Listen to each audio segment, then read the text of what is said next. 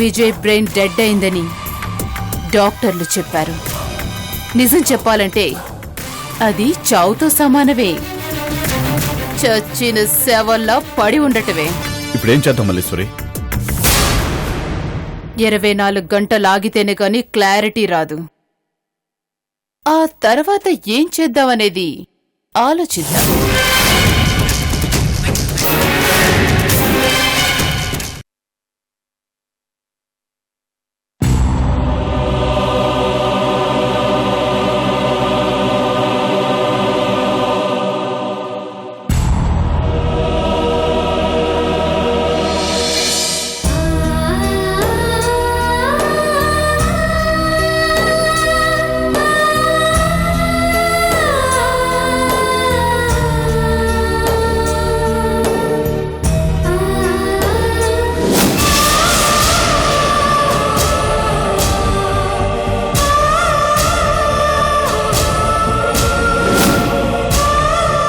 వెళ్ళిపోతున్నాను అంతే.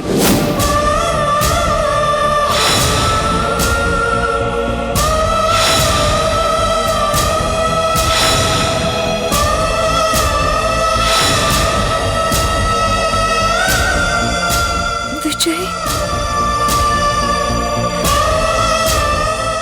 ఆ రోజు నీతో ఫోన్లో మాట్లాడలేదని నా మీద నీకు కోపం వచ్చింది కదూ. నేను దూరం అయితే నువ్వు నందినికి దగ్గరవుతావని నేను నీతో మాట్లాడలేదు విజయ్.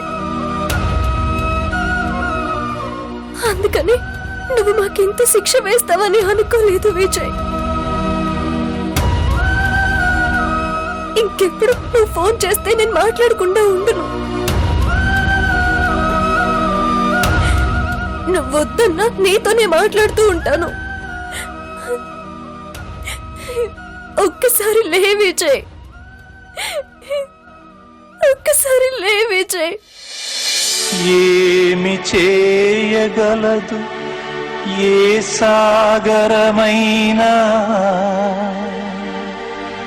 తన మీదే అలకబూని అలలు వెళ్ళిపోతుంటే, ఏమి చేయగలదు ఏ హృదయమైనా, కంటిలో నలకుందని కలలు జారిపోతుంటే.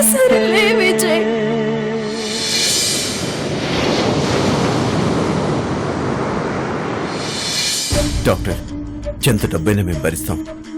మా విజయ్ మాకు దక్కాలి. చెలాగిన తన స్పృహలో తీసుకురండి. మా ప్రయత్నాలు మేం చేస్తున్నాం, బట్ మేం మీ గ్యారంటీ ఇవ్వలేము.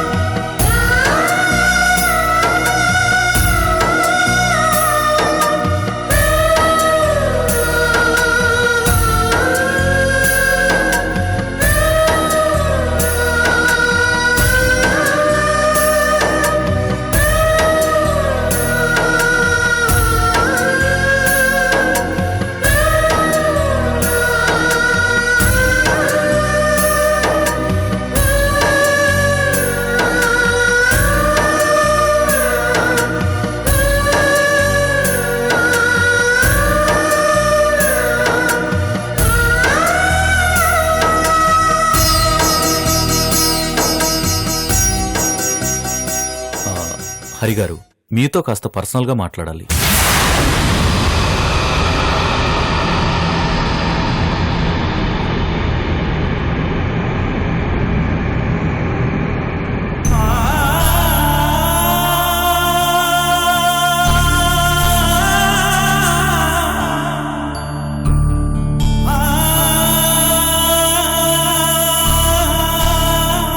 మా డాక్టర్స్ టీం చాలా ఎఫర్ట్స్ పెట్టి ప్రయత్నాలన్నీ చేసింది, బట్ పేషెంట్ని స్పృహలోకి తీసుకురాలేకపోయాం. I'm extremely sorry.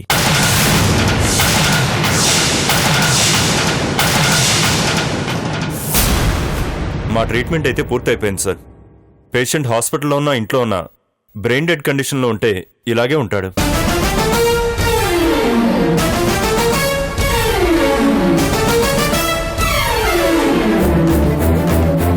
ఫుడ్ని లిక్విడ్ రూపంలో ఎవ్రీడే 3 times ఇవ్వాల్సి ఉంటుంది. హాస్పిటల్లో ఉన్నా ఇంట్లో ఉన్నా అదే ప్రాసెస్. ఎవరో ఒకరు ప్రత్యేకంగా పేషెంట్ని జాగ్రత్తగా చూసుకోవాలి. ఒక తల్లి తన కడుపులో బిడ్డని ఎలా కేర్గా చూసుకుంటుందో అలా పేషెంట్ని కేర్గా చూసుకోవాలి.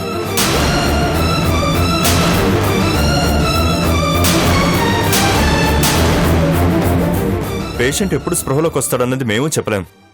1 week, 1 month లేదా లైఫ్ లాంగ్ ఇలాగే కోమాలో ఉండిపోవచ్చు.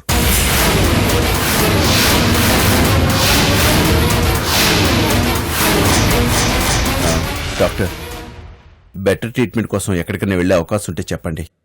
హరిగారు, అలాంటి అవకాశం ఉందంటే నేనే సజెస్ట్ చేసేవాడిని కదా, బట్ నో ఛాన్స్.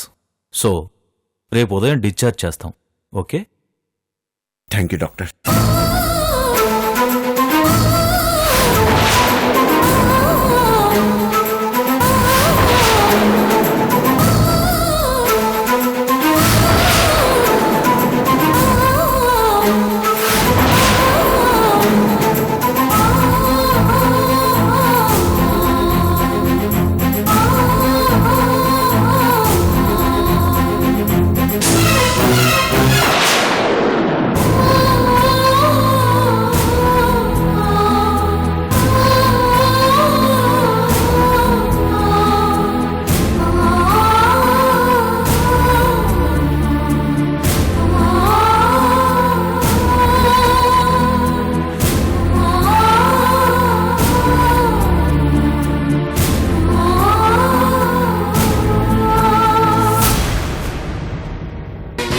నిజానికి ఇంటికి రావడానికి కూడా నా మనసు ఒప్పలేదు. క్షమించరాని తప్పు చేశారని నాకు తెలుసు.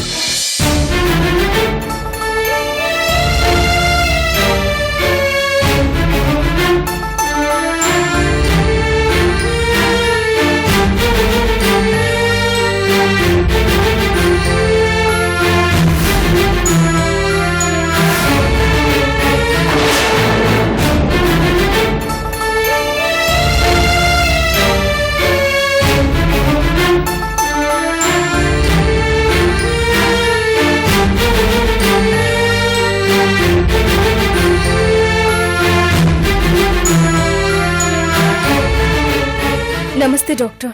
నమస్తే అమ్మా, కూర్చోండి.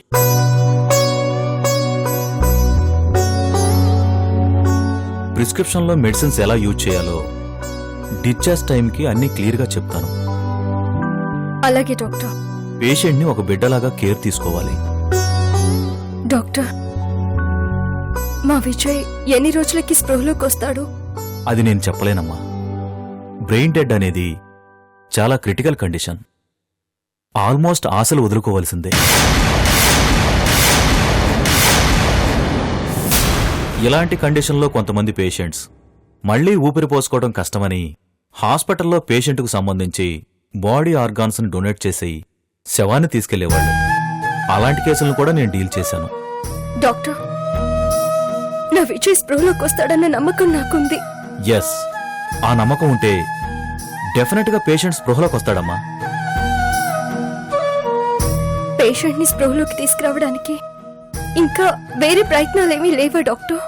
చూడమ్మా, అన్నిటికంటే most powerful medicine relation, I mean love.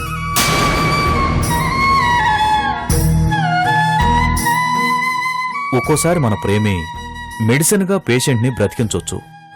Psychological feels వల్ల మనిషిలో కదలికలు రావచ్చు. సపోజ్ పేషెంట్ తాలూకు గత జ్ఞాపకాలను చెప్తుంటే అవి విని ఏదో ఒక క్షణంలో అతని మైండ్ రియాక్ట్ అవ్వచ్చు. అప్పుడు బాడీ మైండ్కి కనెక్ట్ అయ్యి పేషెంట్ స్పృహలోకి రావచ్చు. అలా కూడా జరుగుతుందా డాక్టర్? Why not? జరగొచ్చు. కొన్ని కేసులు అలా కూడా సక్సెస్ అయ్యాయి. ఇంకా నీకు డీటెయిల్గా చెప్పాలంటే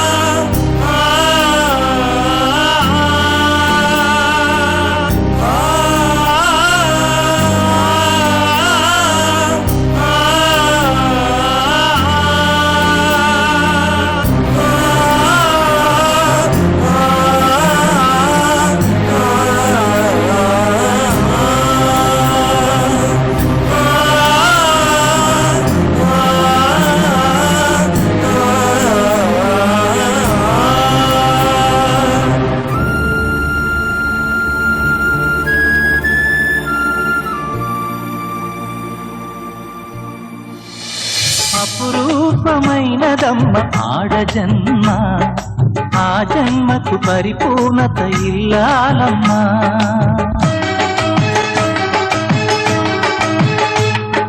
మగవాని బ్రతుకులో సగపాలు తనదిగా జీవితం అంకితం చేయగా, అపురూపమైనదమ్మ ఆడజన్మ, ఆ జన్మకు పరిపూర్ణత ఇల్లాలమ్మా.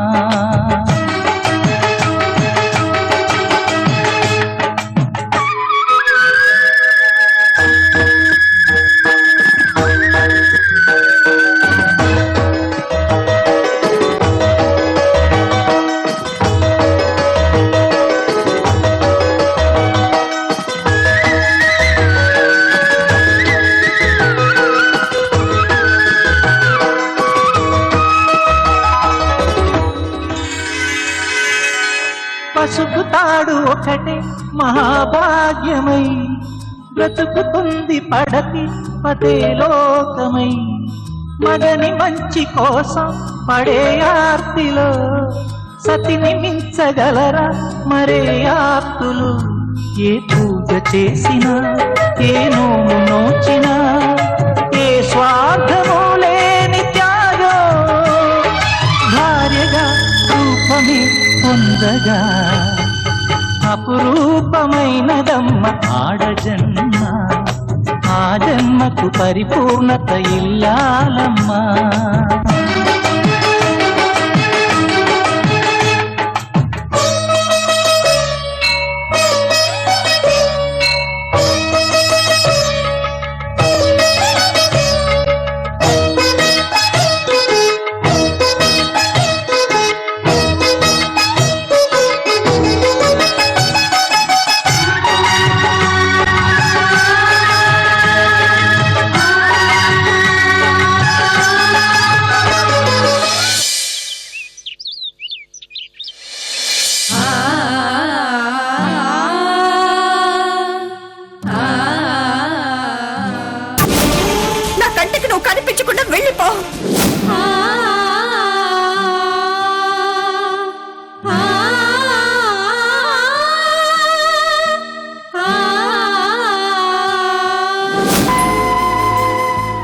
నుంచి దూరంగా వెళ్ళిపోతాను.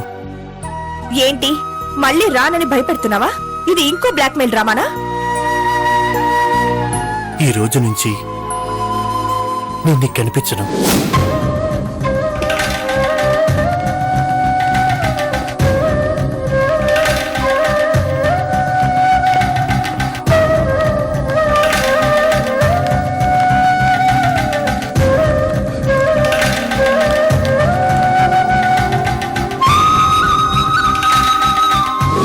పేషెంట్ తాలూకు గత జ్ఞాపకాలను చెప్తుంటే అవి విని ఏదో ఒక క్షణంలో అతని మైండ్ రియాక్ట్ అవ్వచ్చు.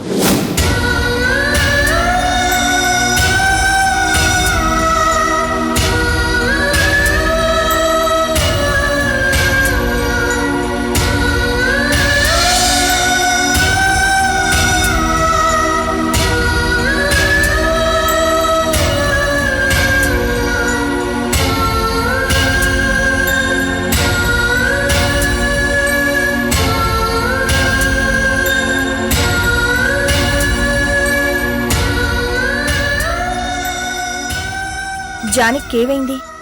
విజయ్ వైపు అలా చూస్తోంది. పక్కన నేనున్నానని కూడా పట్టించుకోదా?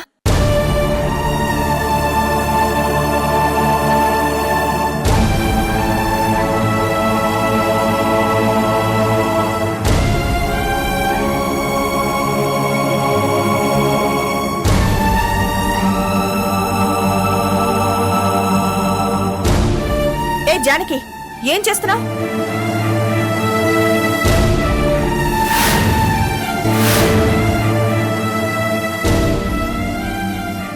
విజయ్ విజయ్ విజయ్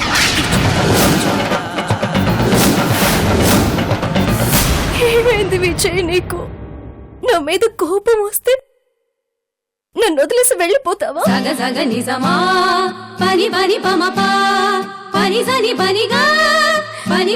నువ్వు ఫోన్ చేసి వెళ్ళిపోతున్నాను అన్నప్పుడు నీ మనసు ఎంత బాధపడిందో నేను ఊహించలేదు విజయ్. ఆ రోజు నీతో మాట్లాడినందుకు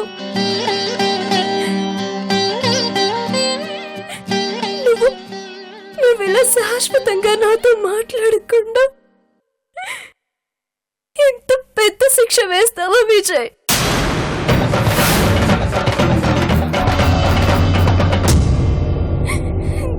నీ మనసుని గాయపరుచుంటే నన్ను క్షమించు విజయ్. నువ్వు నన్ను క్షమిస్తావని నాకు తెలుసు. నేనంటే నీకు ఇష్టం కదా విజయ్. చిన్నప్పుడు నువ్వు నా మెడలో తాళి కట్టావు, గుర్తుందా విజయ్? నాకు గుర్తుంది. ఇదిగో నా మెడలో తాళి కట్టి నువ్వు నా పెళ్ళం అన్నట్టుగా చూసావు. నాకు బాగా గుర్తుంది.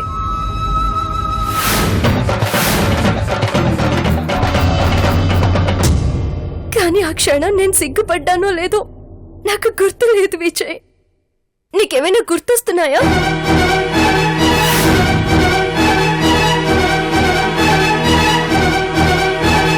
ఆ రోజు మన పెళ్లి బాజాలు, పిండి వంటలు, పెద్దల ఆశీర్వాదాలు, మన అల్లరి వేషాలు ఒక్కసారి గుర్తు చేసుకో విజయ్. అవన్నీ గుర్తు చేసుకుంటుంటే భలే సరదాగా ఉంది కదా. నాకైతే మళ్ళీ చిన్నపిల్లని అయిపోయి ఇంకొకసారి నీ చేత్తో తాళి కట్టించుకోవాలనుంది విజయ్.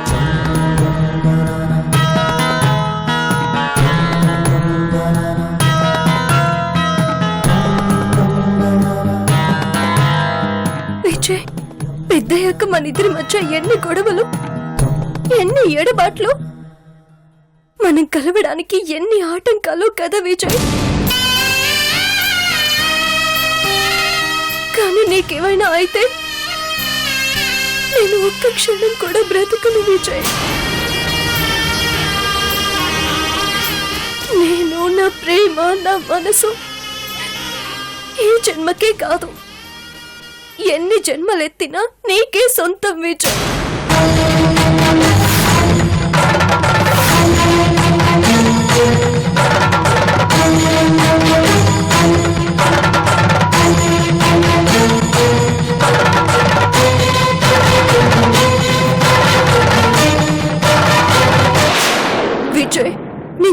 కాపాడదామనుకుంటే నువ్వు నన్ను అరకు తీసుకువెళ్ళి కాపాడావు.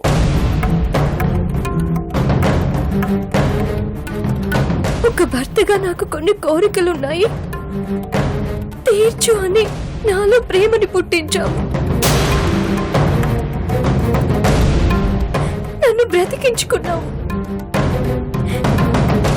నా జీవితంలో సంతోషంగా ఉన్న క్షణాలేమైనా ఉంటే అరకులోనే విజయ్. ఎంత ఎంజాయ్ చేశామో కదా.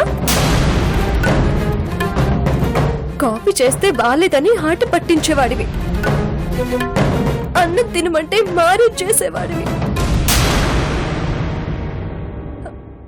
అవును, మన ఫస్ట్ నైట్ గుర్తుందా విజయ్?